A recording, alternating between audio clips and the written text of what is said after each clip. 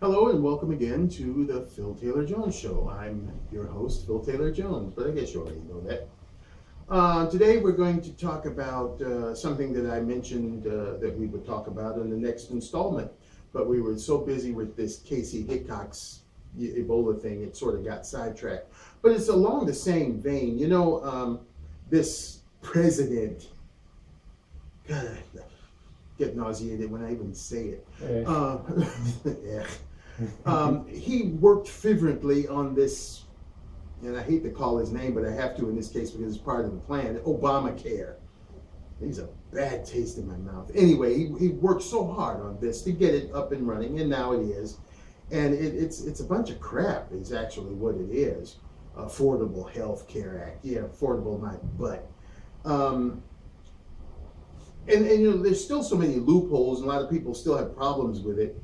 But they're sort of forced into it because that's the way it's written up. You've got to pay for it. If you don't, you're going to be penalized and all this kind of crapola. I just think of all the man hours and woman hours, if you will, that were wasted on this farce. When, as I've alluded to in earlier videos, we had or still have a wonderful program that has been working since 1965 or so, the Medicare program. Now that's a program usually dedicated to the elderly and handicapped folks. But it's been working for a very long time and working quite well. I'm not saying it's perfect, but it has been a system that has been up and running since the 60s. So it must not be that bad. Is there some fat in it? Sure, there's fat in every governmental type thing. But it, for the most part, has done what it was intended to do. Now, just thinking of situations, and I'm going to use myself as an example. Now, I've never been that much of a pill popper, from the time I was a little Phil Taylor Jones up till now. Some aspirin, some Alka-Seltzer, it's about as much as I would take or still do take.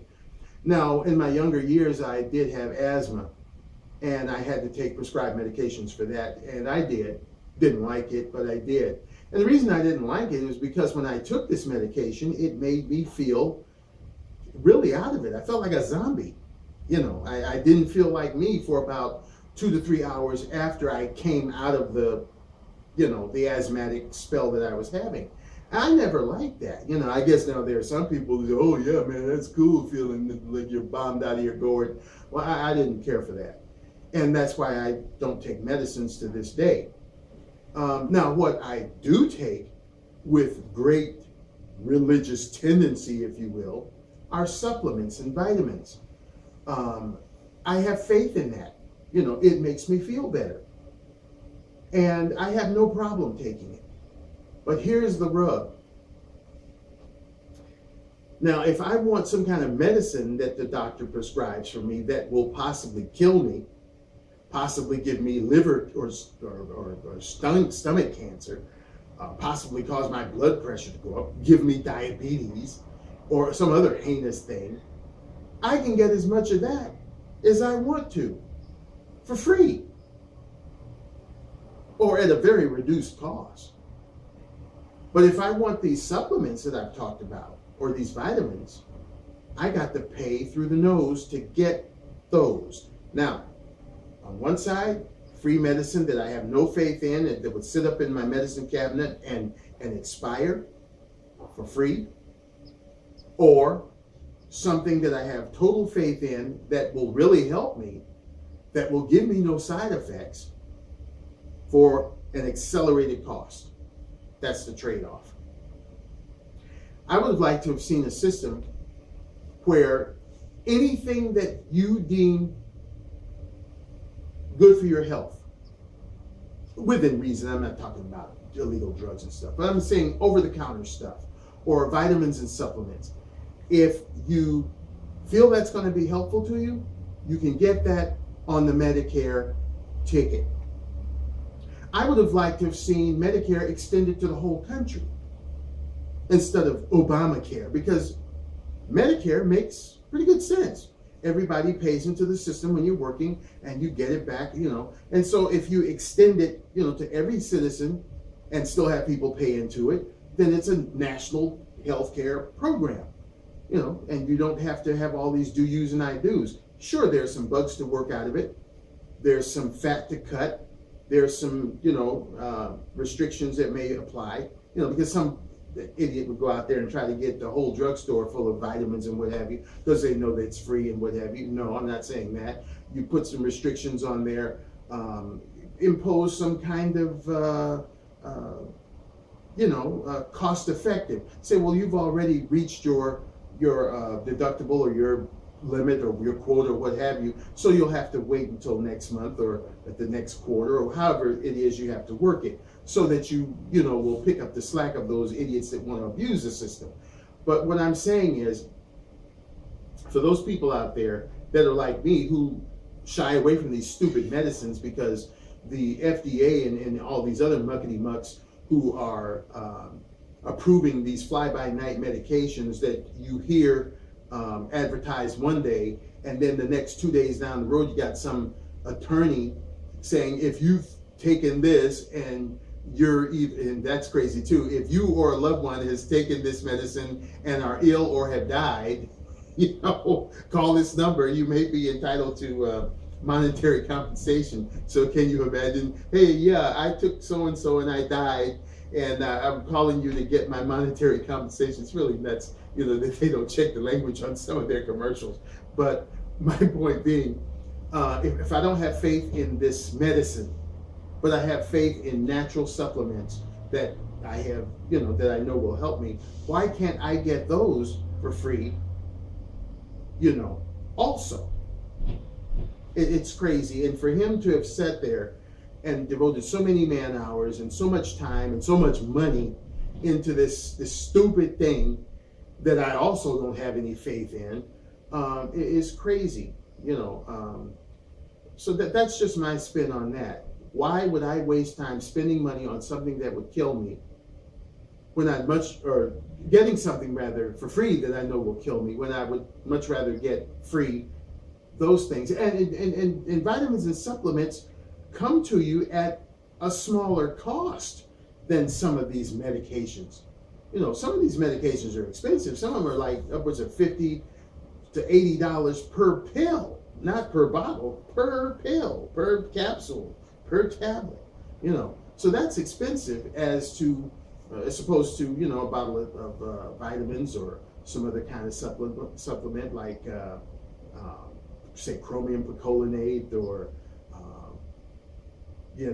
or I can't even think of all of them now, but vitamin E, vitamin B12, stuff like that will help you. Ensure, that's that nutritious drink that, it's good for just drinking it down to help, your nutrition. The hospitals use it in tube feedings and what have you, but it's a very, very good product. But yeah, last time I bought some, that stuff was like $7.89 for a little 6-pack, and the little bottles are about that tall and about that big around, 2 gulps and it's gone.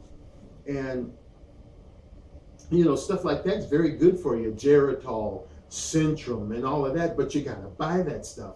And if you buy it, and you buy several other things, it can be very cost effective or ineffective, depending on what your situation is. So I think that, if this universal healthcare for the country was really looked at in a more positive way, we could have had something better, or just extend Medicare to everybody in the country and really revamp it, tear it down and reconstruct it so that it fits every need, and you wouldn't have to reinvent the wheel. But like I said, this guy is very good at skirting what needs to be done by creating something that he can throw his whole heart and soul into and look busy and not be doing a damn thing. I really hope, and we haven't had this in I don't know how many years, but I really hope that we could get a presidential candidate and subsequently a president that would really get in there and suit the needs of the people for a change, instead of having some self-serving bastard get in there and do whatever the hell he wants however he sees it fit, no matter, how the country goes. Well, I'm doing what I want to do, and if you don't like it, you can go jump. That's what he's doing. He's, thumbing his nose at everybody, from the Ebola thing, from the ISIS thing, from the immigration thing, and anything that he puts his finger on, he puts his, he dances to the beat of his own drum. He's a legend in his own mind. And, I hope that in the year 2016, or, late 2015, when these, candidates start popping up out of the woodworks, that the American people really, really look at him with a great deal of scrutiny. Well, you got to vote somebody in there. This is true, but hopefully whoever's running will have an air of decency and, a real feel for the people and what the people need, what we have to, contend with in this country, and what we need, not what you need, because most of these bastards that get in there are already rich beyond compare. They don't need the money. In fact, they shouldn't even accept a salary, $1. That's all they get. Because if you look at it, they're getting free room and board at, perhaps the fanciest house in America, the White House. They don't have to drive. I just wonder, when's the last time this bastard ever drove himself anywhere? He's got that big limousine, they call it the Mule or something, right? Mm-hmm. He rides around in that. He doesn't have to pay for airfare. He's got big old Air Force One, big modified 747 to ride around in, helicopters. They've got, cooks, chefs and things in there, valets to dress them, and, I doubt if he even have to wipe his ass when he defecates. Probably got somebody to do that for him. So, I mean, why are they, drawing these really high salaries? And, it's just disgusting when you actually think about it. So I just wanted to put that out there, that, all these medications and things are a bunch of crap, and they'll give them to you free and they'll kill you. But something that you really feel that's going to be helpful, you got to dig down your jeans and you got to pay for that yourself. It's ridiculous. And for him to have spent all this time and effort doing bloody nothing, coming up with Obamacare, when he actually could have, just revamped the Social Security, the Medicare, excuse me, so it would fit, everybody's needs, and go on with that. It's just crazy. But enough of these political muckety-mucks. Hope you're having a great day. Thank you so much for supporting me. If you want to become a supporter, you know what to do. There's a button down there. Just push that button, and I will be very, very appreciative if you're doing so. In this crazy, mixed world we live in, Lord help us. And as Sweet Brown would say, anybody got time for that? Try to stay happy and healthy. And we'll see you next time right here on the Phil Taylor Jones Show. Bye-bye.